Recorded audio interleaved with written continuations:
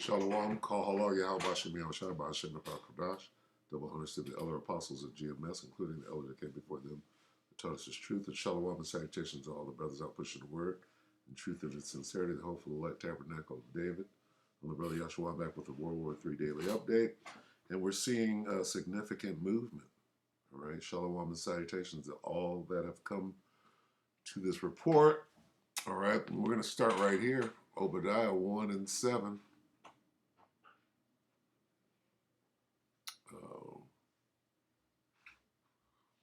All the men of thy confederacy, right, have brought thee even to the border. The men that were at peace with thee have deceived thee and prevailed against thee. They that eat thy bread have laid a wound under thee. There is no understanding in him. Babylon the Great just took it upon themselves to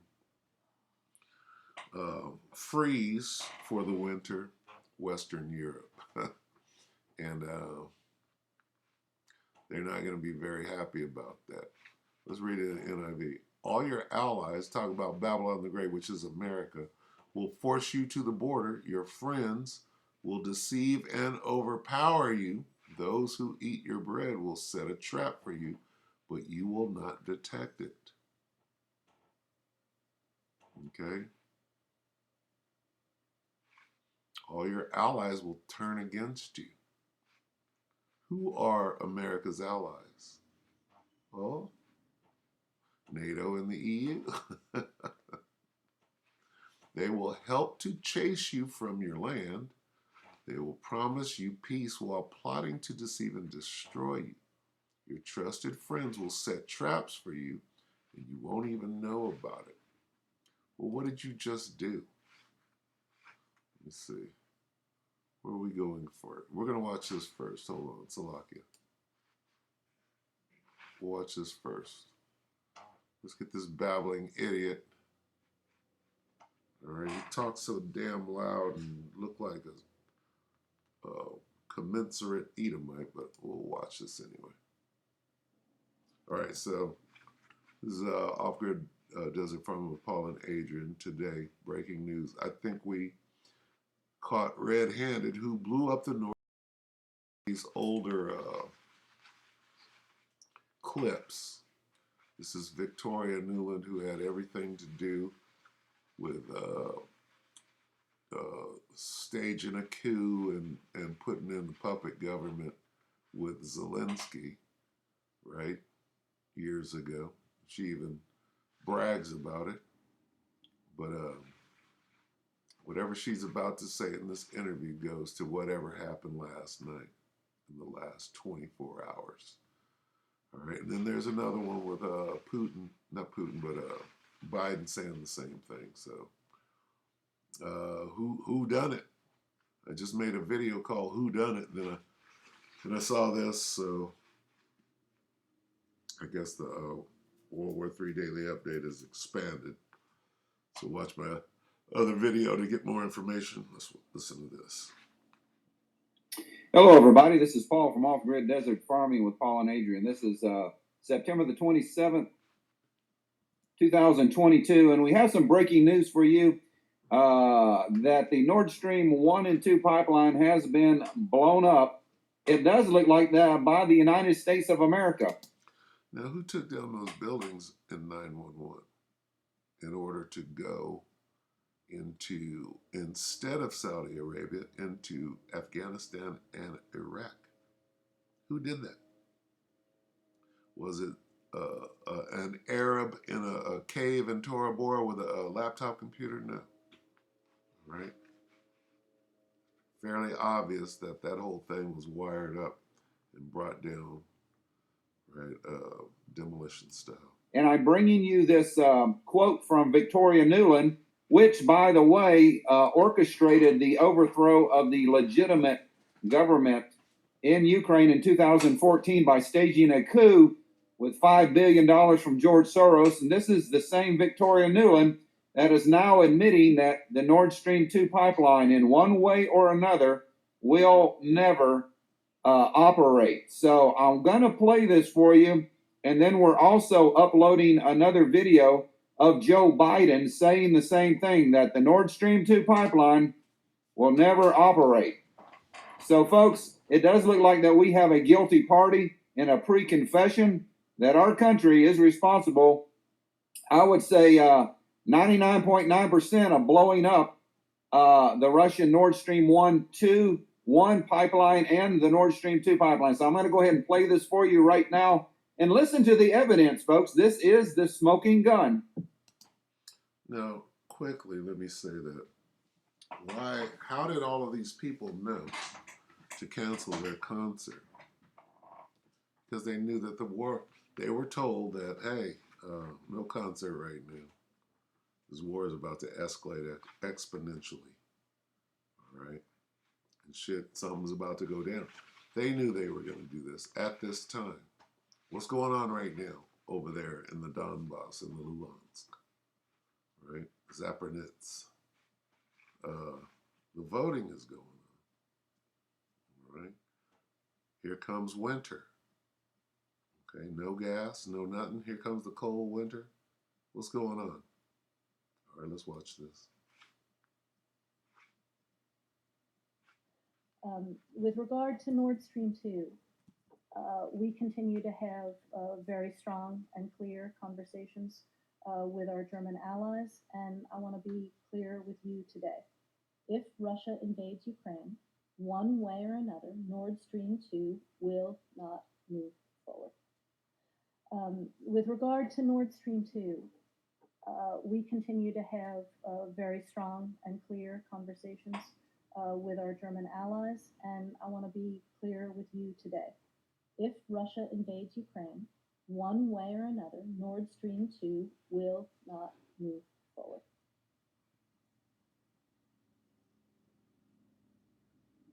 So I just wanted to show you the evidence, folks, that we are the guilty party. I do believe we had a U.S. Navy amphibious assault flotilla in that area when this happened. And please stay tuned for the next video after this one. Please stay tuned. I'll give you more evidence of what. All right. Now we're going to listen to Nate in his diatribe and get some more information on everything that's going on over there. He's a little better at breaking things down, so let's listen to this. This is Canadian. Is talking about cyber attack. This is a Canadian prepper today, September 27th. Game over. WW3 just entered a new phase. Well, and it hasn't entered the new phase yet. This is the preliminary. It'll enter a new phase that when the voting is over in that region and those outposts, if you will, become a part of Russia, then America will do what?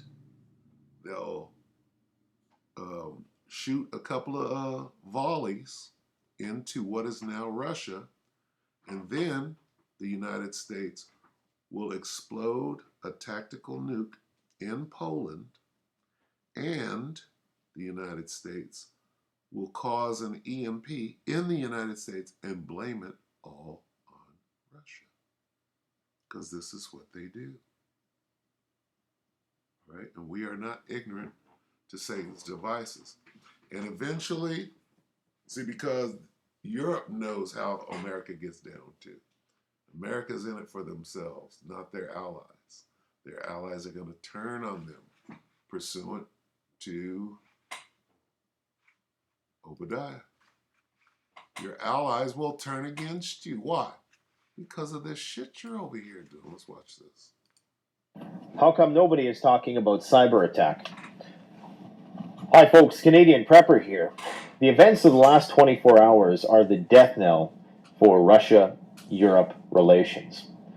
This may well be the event that precipitates the complete dissolution of NATO and the all-out escalation of chaos in Europe. You know, this event was so substantial, in my mind anyways, that I messaged Survival Lily, Elizabeth over at the Survival Lily YouTube channel last night at like 2 a.m. and I said, look, this is going to get real bad. This is about to get real nasty.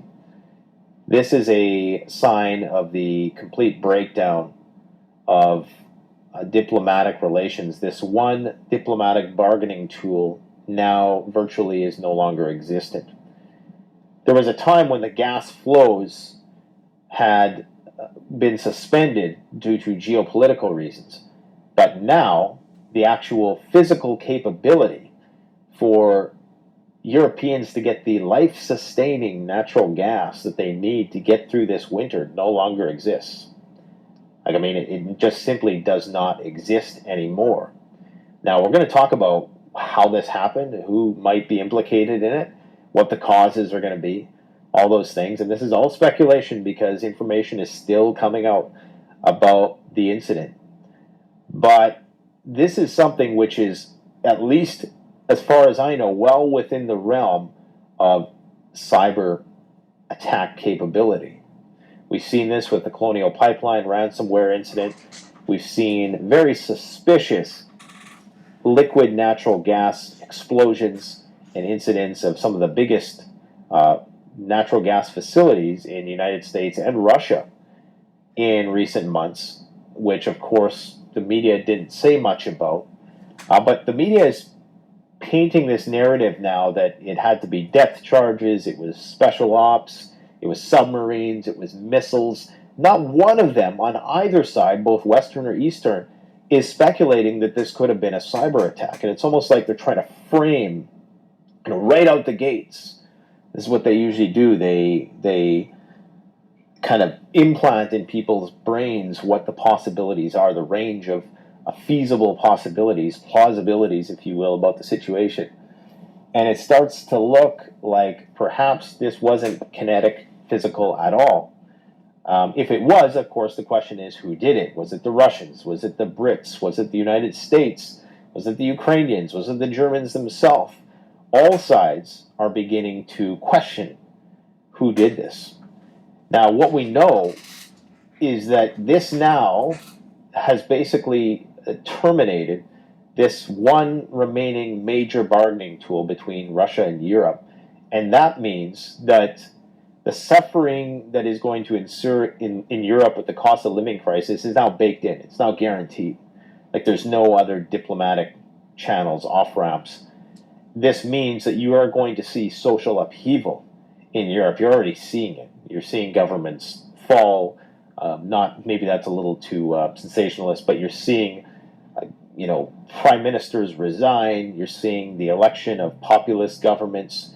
So you're already starting to see the fracturing of NATO. And this is a big, big problem for the Baltic states. And this is what they were so worried about. They are worried that Germany, France, and all the big players within NATO are going to falter in their support of this war right around the time when they really need it. Right around The allies of Babylon the Great right now are plotting against her without them knowing. time when the Russians are mobilizing millions of troops. That these Baltic states, Estonia, Latvia, Lithuania, Poland, this is when they're going to be at their most vulnerable. Because is NATO even going to be a thing? Is something that people need to be asking at this point. The whole thing is imploding. I mean, yes, you could look at Russia right now and you could see people fleeing the country through these choke points. I've still yet to determine how much of that is due to the fact that so many countries have closed their borders, that the Russians are funneling out in these more concentrated countries that are still allowing them to lead. But there's definitely chaos in Russia as well, but there's equally amount of chaos in Europe. I mean, that's undeniable. The governments there have already, like Boris Johnson is a great example of that. They're already toppling. So if that happens, then that would be the ultimate 4D chess move, was for Russia to take down NATO, take down the NATO alliance. And Slovakia. Holy cow, that's cold. What the hell? But What the hell? Slovakia. And Where's Article 5 then? Then Article 5 is not a concern. Then you just keep moving westward. Now, people are speculating that this might have been the United States that did this. People are speculating the Russians are they've thrown it out there that this might be sabotage, but it's really the Western media who is characterizing this as likely an attack by either the Russians or the Ukrainians. But nobody is really mentioning the United States. So, who would have the capability? What nation state would have the capability to have the cyber security tools or cyber attack tools to pull off something like this, to pull off a major hack if it was a hack? Who would have the weapons? Only a handful of countries would actually have the weapons to do this. But this is a major, major incident which is going to, it could potentially be a black swan event, but it's going to be a silent one. Because, well, right now, of course, around the world, people are just struggling with their own issues everywhere. It doesn't matter what continent you're on. I mean, the Ukraine war is back burner for a lot of people, but like I've said, it is the black hole that is going to consume all of us. Now, they're calling this destruction of these pipelines, 3 within one day, unprecedented. Now, could it have been a cascading series of failures? It's possible. It's possible that one failure contributed to others, but that's being perhaps naively optimistic in saying that. But the time frame for restoring these things is long game. Okay, they're talking about months. I mean, they can't even agree to fix a turbine, much less an undersea pipeline. I'm curious to see if this thing is going to light on fire somehow.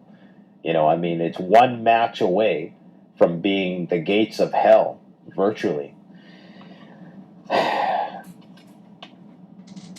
They're saying that Germany and the EU are not fazed by this because they're no longer dependent on natural gas supplies. But we're going to see about that come winter, come spring. The economic contraction that is going to ensue as a result of the colossal increase in gas prices due to relying primarily on liquefied natural gas is going to be astronomical. And I do believe that you're going to see lots of civil unrest. You're going to see governments fall, and this could be the grandmaster chess move to destroy NATO from the inside out. And this is always, the best way you can win a war, like Sun Tzu said, is without fighting. This is why, the economic hitmen of the world, they try to destroy countries from the inside out first before going to war with them. Because it's much easier if you can just put in a puppet government. Now, one potential motive for the Russians doing this, and the only motive I can see for them doing this. Right now, he's trying to be fair and balanced, and even considering that Russia would do that to themselves. They don't really have a reason to do that, because all they had to do is shut it down. They were shutting it down anyway. All right, so he's doing this for his viewers and his listeners so that they won't say that he's on Russia's side. It might create a little bit of sense of urgency in the Europeans that, okay, now we have to cooperate with Russia because we still wanted to have this lifeline open just in case. Now it's not there. It's simply not there. Now, even if they decide to go to the negotiating table, which is very unlikely, it's not even a possibility anymore. But it's not. That doesn't make sense. It doesn't make sense. All right. So it doesn't make sense that Russia would do that. To do what? Be able to negotiate after? All negotiations are off. To kind of have it as a possibility. See, this is the problem with so many belligerents in one conflict where you have Russia, Ukrainian interests, you have Eurozone interests, you have United States interests. There's too many belligerents. You're never going to come to an amicable. It's like you're arguing with a friend, and then another friend gets involved and takes the side of another person. Even if you and that friend are able to work things out, if you have this other person who's constantly egging the other person on, then you're never going to reach some sort of Oh, you're babbling. reconciliation with the issue. So it's looking like the situation is virtually untenable right now. I cannot foresee how the situation gets resolved. It appears that Europe is going to erupt in chaos soon. And who are they going to direct there? I mean, they're already against Russia. When they find out that it was Babylon the Great that did it, they still have Russia to fight. Right? Where's this thing going? Well, I'm going to listen to 2 more seconds of this because I know where it's going. We're going to consult the scriptures. And people need to prepare for it. The only real thing that could maybe bring everybody out of this is like war mobilization. All countries going into some kind of war economy, World War III. and that's how they're going to bring us out of recession. They're already talking about doubling, tripling military spending at a time of giant deficits, money printing, debt. So where's all the money going to come from, right? So I think Europe is in trouble now. It's going to come from the CBDC. They're going to create it on a computer. And the only way that you can participate in the NWO is to put your card, when you go in with your card that they're going to load with a universal basic income, that thing on the card won't be on the card, it will be in your hand. And something is going on. All we need to know, all you need to know, is that this is the death knell for Europe and Russia relations for the foreseeable future. It's not going to get any better.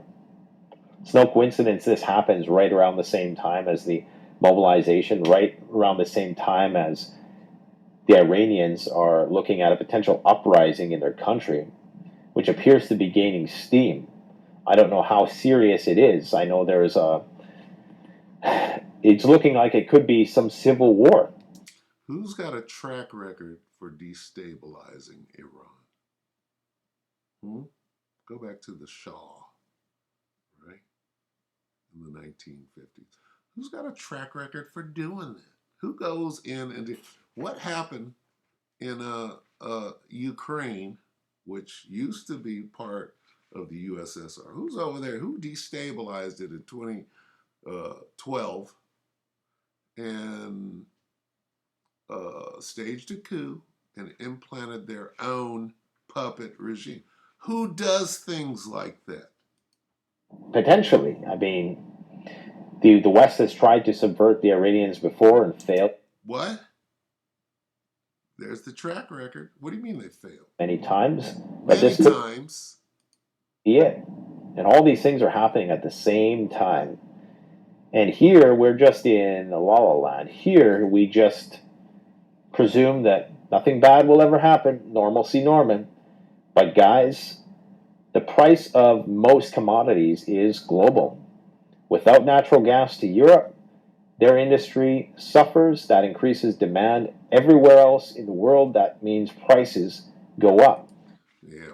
How about chickens coming home to roost? Let's watch. Let's read this again. Okay. All your allies. Who is your in this situation? Well, Esau. Okay. And Esau, that means Satan is going to come against Satan. All right. But this is talking about Babylon the Great. All your allies will turn against you. They will help to chase you from your land, or your friends will deceive and overpower you. They will promise you peace while plotting to deceive and destroy you. Your trusted friends will set traps for you and you won't even know about it. Okay? What are they going to do? Let's consult the scriptures.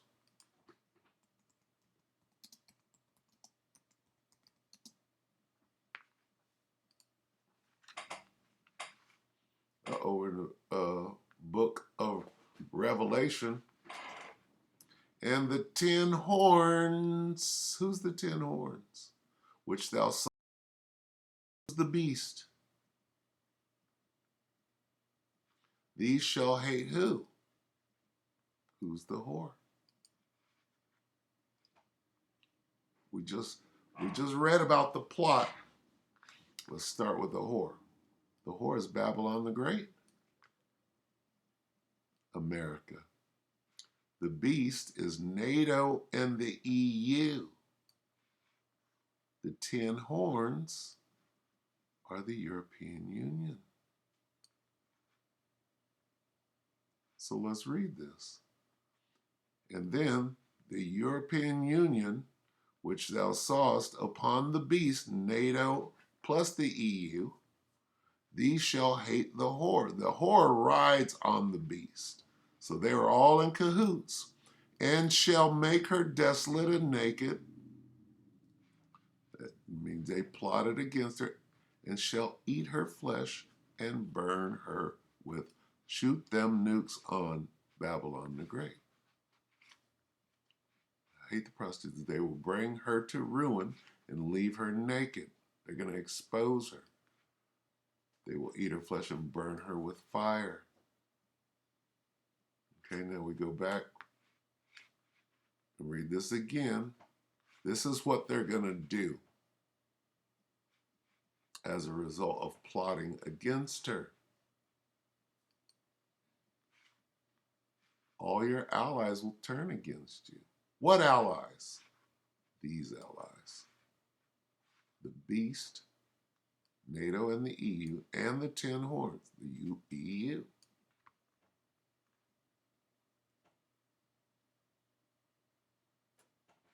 Who's the prostitute?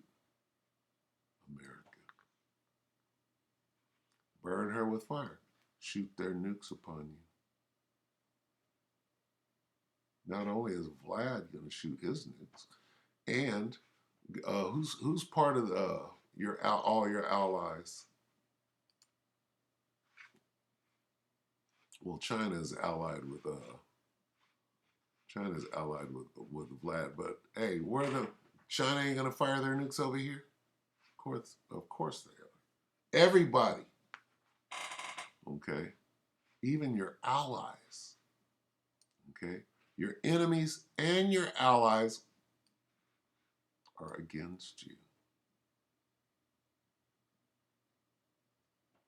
Okay, and it's gonna go down. This is Babylon. Okay, so the prostitute is America, Babylon the Great. The beast is NATO and the EU. The 10 horns are the European Union. And this speaks of an overthrow. Okay? This speaks of a coup, ambush, if you will. Let's go back. Where's that word overthrow? Okay? Overpower you. Your friends will deceive and overpower you. Okay? They have prevailed against you. All right?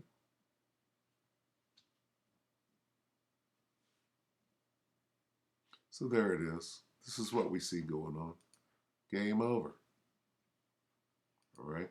You think that you can even, what are you doing? And again, America will be the one to set off the micronuke on your own ally, Poland, and on yourself. You're going to put that EMP over America, much like 911, and then you're going to blame it on who? Bin Laden, or in this case, Vladimir Putin, because that's your MO. All right? That's what you do. We know what you do. We know the playbook now. 2 Corinthians 2 and 11. lest Satan should get an advantage of us, for we are not ignorant of his device. All right, so with that, there's your World War III daily update for the day. We hope that the elect will edify you, brothers and sisters, that we're going to say shalom.